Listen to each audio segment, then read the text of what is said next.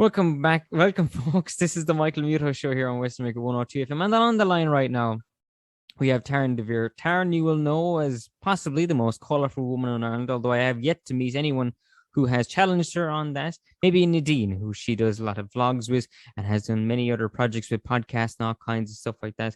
Taryn, of course, you will know has written for publications and has done her own TED Talk.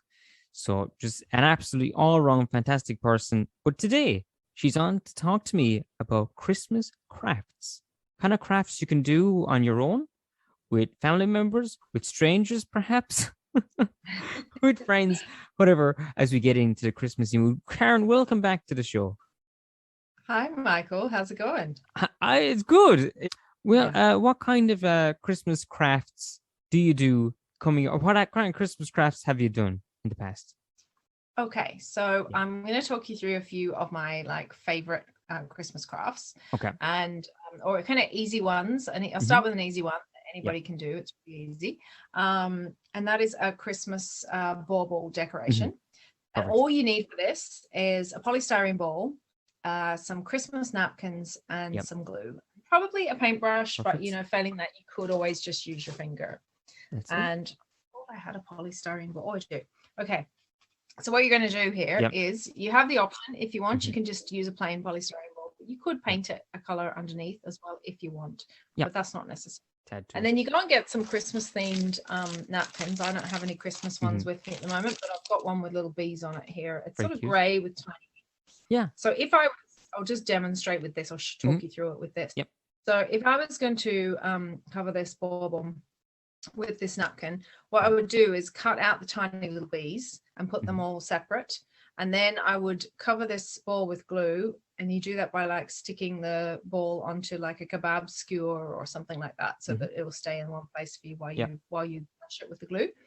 And then I would use all the gray bits on this napkin to cover over the whole ball, and then I would add the tiny little bees to it to make a lovely little bee pattern on it. But I usually do this at Christmas time, and I use the Christmas napkins, and I'd put little Santa heads or little robins or whatever, and it gives a lovely kind of decoupage sort of Victorian looking vibe to them when they're done. And then you can put either a little bit of ribbon or a bit of string and a pin to make a little loop to hang them. These also is a very easy way to make a pair of earrings as well. If you have earring hooks, you do the same thing with maybe slightly smaller baubles. Yeah, but that's a really kind of cheap, easy, quick decoration that actually do look very beautiful because you're using lovely illustrations that have been done by somebody else. But still, Yeah. Depending on the napkin too, I try and buy ones that have a repetitive design on them, so that I cut the little whatever it is out, the little Santa head or whatever. Because you always have whenever there's Christmas stuff and you get napkins, and there's always some left over. You're never going to use all of them, so you're going to have some of those left over.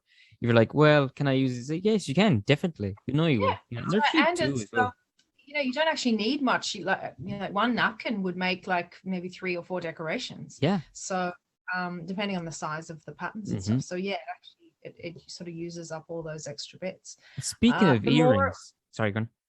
Yes. I was going to say, speaking of earrings, if you're not seeing the video, there's a video of this, by the way, which I'll put up on my own YouTube channel.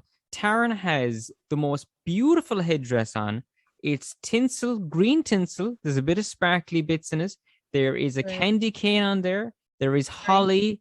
It's Christmas in a headdress. It's so perfect. Absolutely beautiful. Coming to my shop soon, Michael. This is in TarynDeVere.com. That's what she just said as well. Taryn has her own shop. And that's where you can get all the crafting things as well there. The things that she's made. Yeah. Absolutely brilliant stuff there. That's true.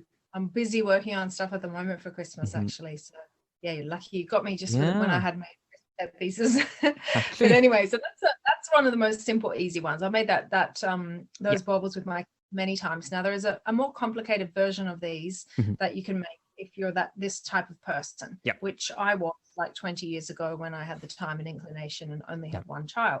And this is that you can bead the polystyrene ball instead.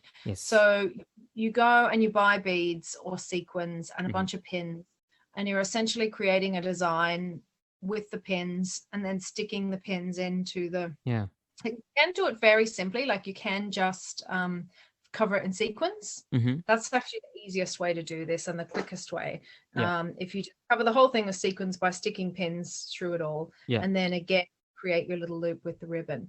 But you can create more complex designs by, say, putting a few beads on a pin and then pushing the pin in. Perfect. And it sort of goes in halfway. And you'd use the pin to make the thing, and you put you're threading the thread through. I see. Okay, that's a good idea. Yeah.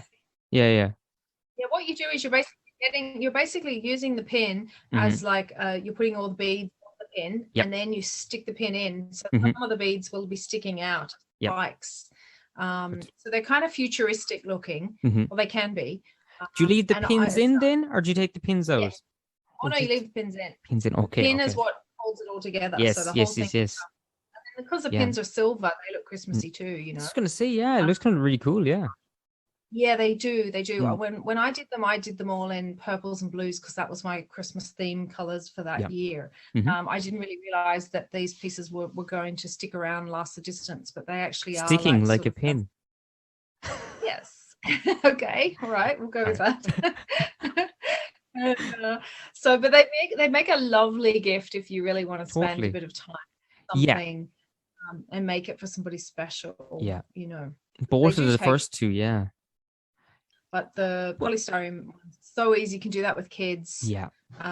Anybody can do that, and they do look super effective. The pins, maybe about 12, maybe 8, 9 up. Yeah, little kids. 9 up could do the pins. Yeah. Definitely. Adult supervision, of course, with them as well.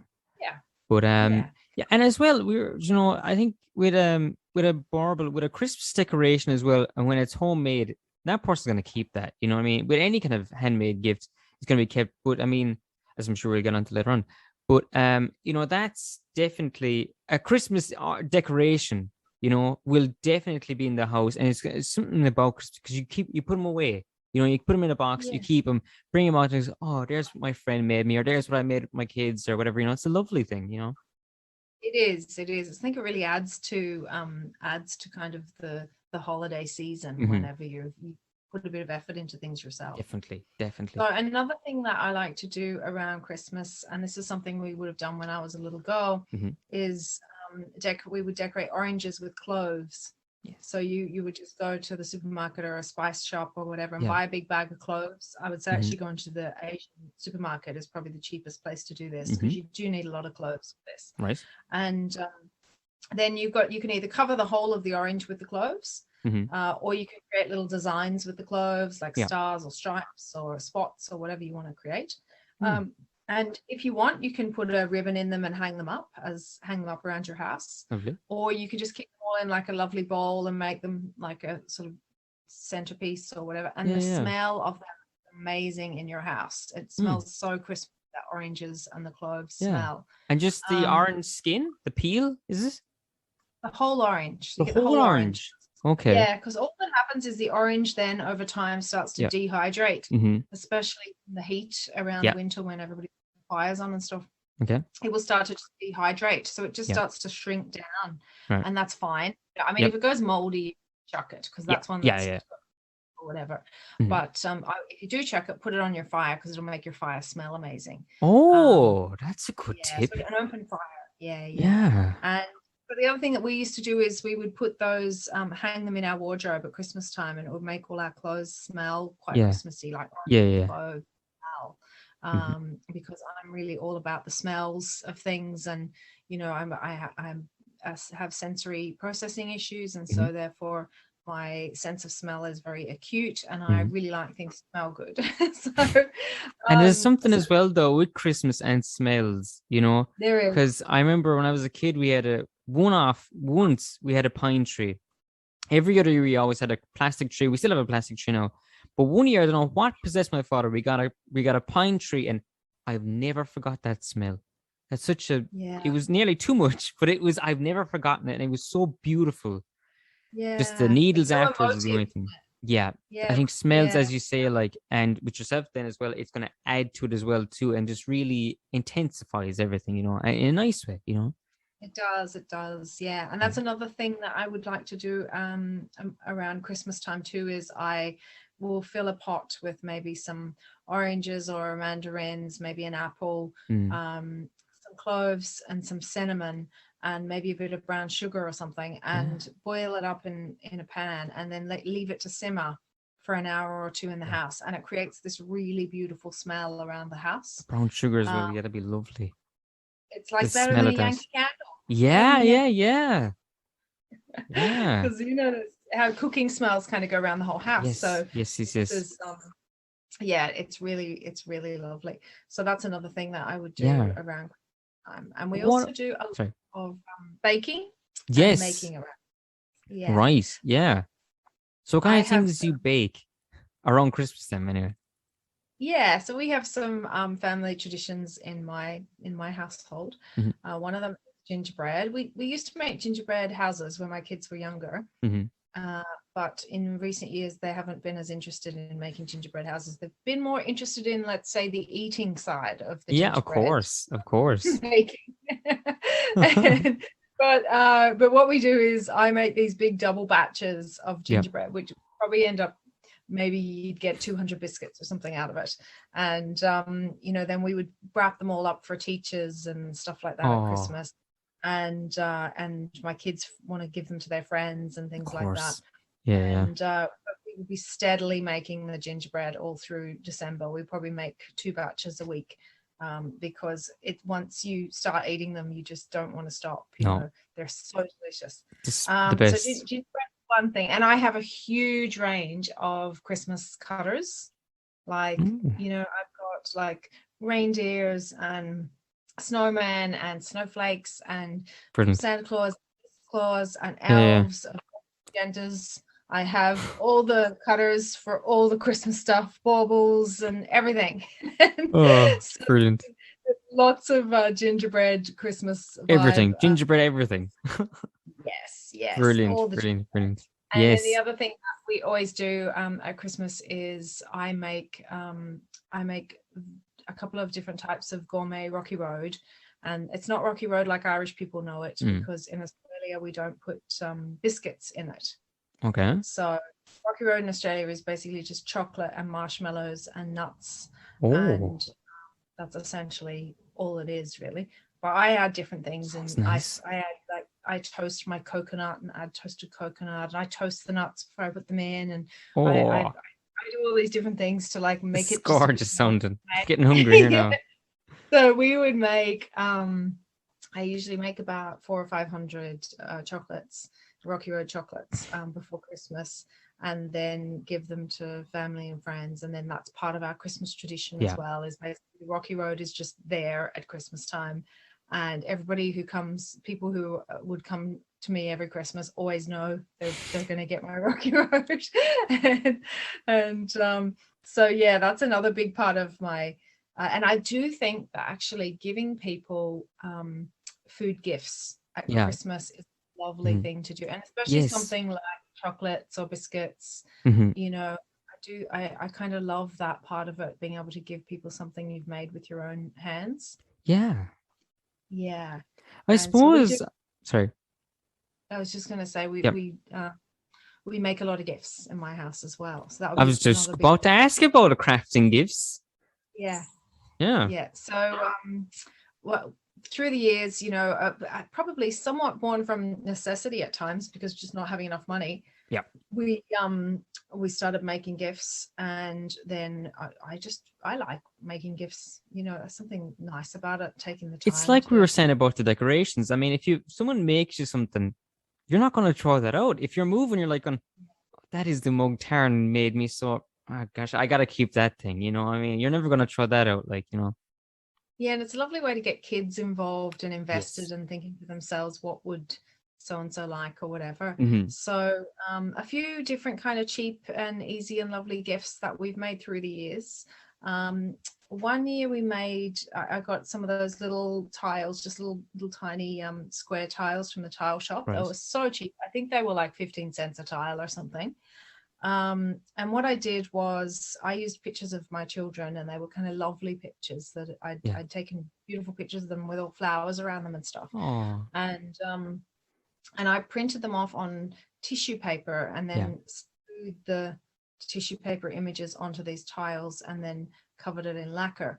The trick with tissue paper, if you're trying to print it out, is you have to tape it to a piece of paper or a piece of cardboard in order to be able to print it. Otherwise it won't go through the printer on its own.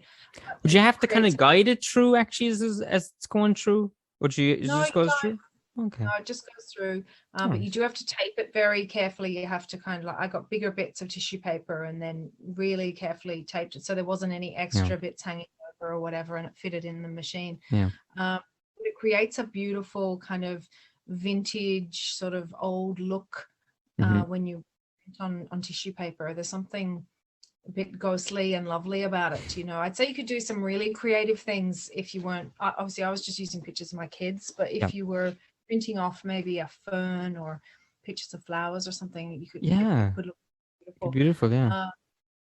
And then you can also, I just gave them as little sort of pictures of the kids, but you could also turn them into coasters, because we did that another year as well. But we painted the tiles and then lacquered them, put a bit of felt on the bottom, and then gave tiles coasters. For some reason Irish people are mad for coasters. This is handy. It's always like, 'cause you don't want to ruin your countertops and tables. I was like, no, everything is counters or coasters everywhere. There's coasters all over my whole room here. There's coasters everywhere. Like, I've never seen coasters like I have in Irish people. Say you can't go into an Irish person's house without tripping over a coaster. There's coasters in every freaking Irish person's house. You'd be hard pressed to find a coaster in my house, I'm sorry to say. Embrace the ring. I can't.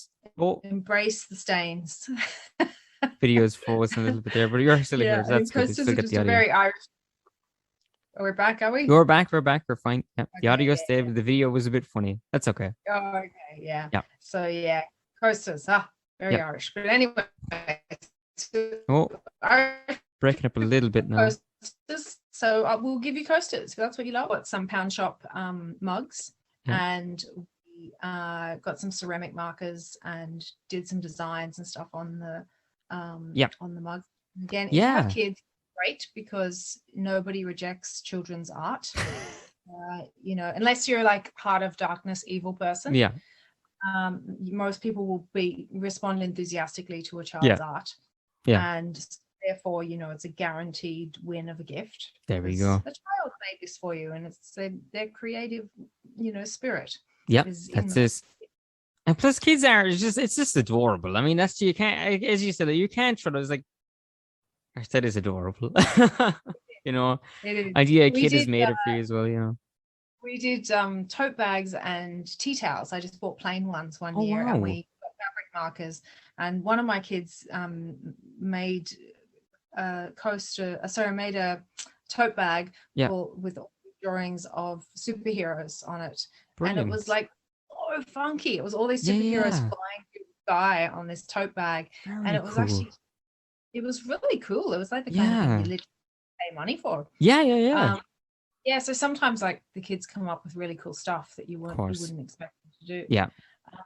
Another really fun and super cheap thing that we did, I think I actually went into our local school and asked if I could use their laminator for this, and maybe gave them €1 or something for a few laminating sheets. But at that time, but I've got a laminator since. But what we did was I put a bit of like rope or something over a door, and I got all my kids to stand in front of the door and hold onto the rope and act as if they were like drowning or falling off a cliff, and that this rope was holding them up. So they were all like, like these sexual expressions and like legs stuck out, and you know. Brilliant. And I took photos, and then I printed them off, and I cut out the children from the photo, and then I laminated the kids and then attached a bit of embroidery thread to it and made lovely bookmarks for people. Genius. And so they're really fun and funny bookmarks. They look like the kids are like falling down the page and holding on to the thing.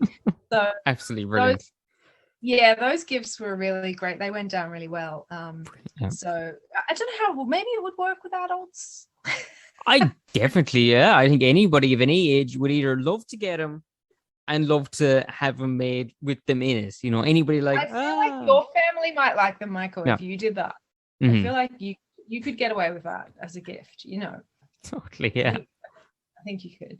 yeah, Another thing we did a whole range of like, we made little bath oils out of essential oils and almond oil. Like hmm again, pretty cheap. I just bought 2 essential oils and some almond oil, which is so cheap.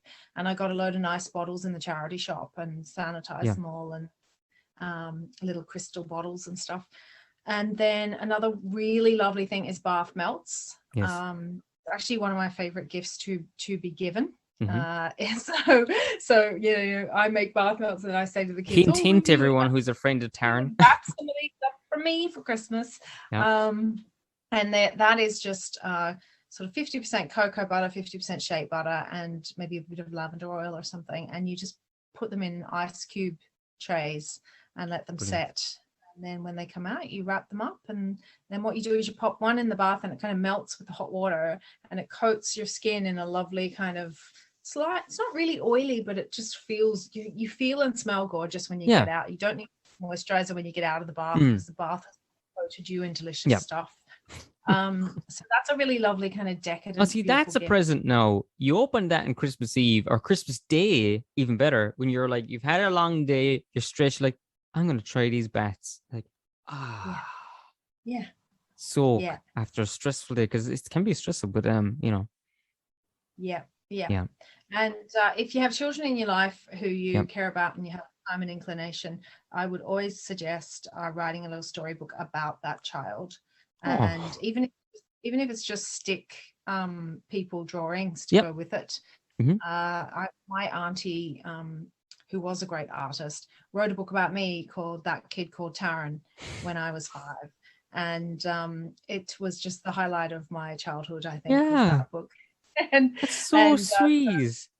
so it's sometimes what I would do through my parenting life is, if hmm there was a problem that happened, and I would try and sort of solve it by telling a story. So I'd write a story about my child who was having the problem, and in the book the child would solve the problem. And so I think that the power of storytelling is really strong. And if you have Yeah, lovely kids, if you have a niece or a nephew or whatever, yeah, write a little story about them. It doesn't have to be very long or very interesting. yeah, Even just having a story about them, yeah, that would be over the moon to yeah, receive yeah, something like yeah. that. And it That's was a something that, fantastic idea. personalized gifts are lovely. Yeah, yeah, yeah. And I mean, I suppose now with computers and everything, you can like type up the story as well, and you can even just send it to them like that, because kids have devices now and everything, so they can Put, see it. So it put doesn't have to be photos of them, paper. put Yeah, photos of them in it. exactly. Like, you Yeah, do it on a PowerPoint presentation, exactly. basically. Yeah, yeah, Yeah, yeah, yeah. there's no excuse for any of you not making. No, No no excuse. excuse. It's No, you could so do it easy. on a phone. You could do it anywhere. It's Yeah, brilliant yeah, nowadays. Absolutely brilliant. yeah. Or even It just, I is. It is. suppose, maybe a copy, if you got to know a copybook and it's already made and you can draw in Yeah. there and get the pages that way. There you go. Well, You're that's away. that's another thing we did, was we used we covered copybooks, and wrote, kind of like created art for the front of them, like Granny's recipe book or whatever, personalized that, and then the kids would write some of their favorite recipes in for their grandparent or whoever, and give them this gift for them to write their recipe books, write their recipes in, you Oh, know. So that's a nice one too to do for, yeah. to write nice, started off with some nice recipes. Yeah, yeah, yeah. Brilliant. Yeah, And one of the recipes could be gingerbread, Rocky Road. gingerbread, There you go. you're yeah, that's Yeah. right. Or There you you could go. put all your, like, how to make things recipes in. Yeah. Oh, yeah, of course. Yeah, your crafting recipes. Brilliant idea. That's right. Yeah. Crafting recipes. Yeah, I Bringing it like all it. back around again.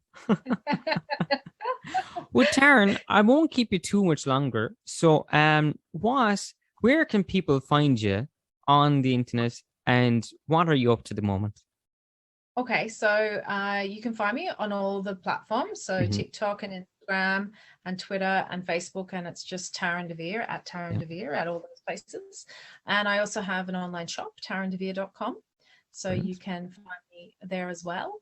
And what am I working on at the moment? I'm making Christmas headpieces, as you can see. This is one of them. Very beautiful. To put up in my shop. I'm very good at making stuff, and I'm not very good at uploading it. So I have loads of stuff here that needs to get photographed and added to the shop. But today I did like an accountability post on Instagram, and I shared some of the amazing face masks I've been making, like this one, which is this is a lovely. It's like, what kind of flowers are it? They're plastic flowers, or how would you make them? Like fabric flowers. Yeah. Oh, lovely. Fabric and flowers. It's all stuck on, not print, folks. Fabric flowers stuck on, very 3D. Some gold stars. This one that's beautiful. Yeah, it's like blue with gold stars, and then it's got like beads on the side that kind of look like earrings when you put it on. They do, yeah, they do. Very fashionable and safe. Beautiful.